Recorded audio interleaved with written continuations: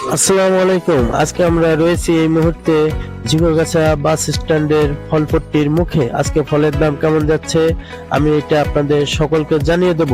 যে যেখানে আছেন সবাই জানতে পারবেন।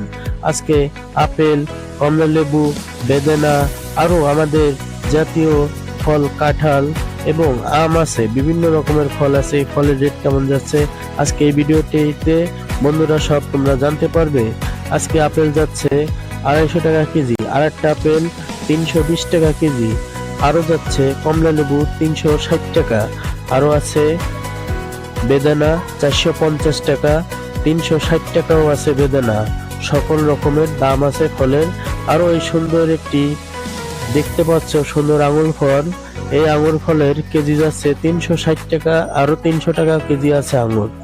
আজকে এই ভিডিওতে তোমরা একটি লাইক একটি শেয়ার করে দেবে বন্ধুরা, তাহলে আমি জানতে পারবো কে কে আমার লাইক এবং শেয়ার করে দিয়েছে।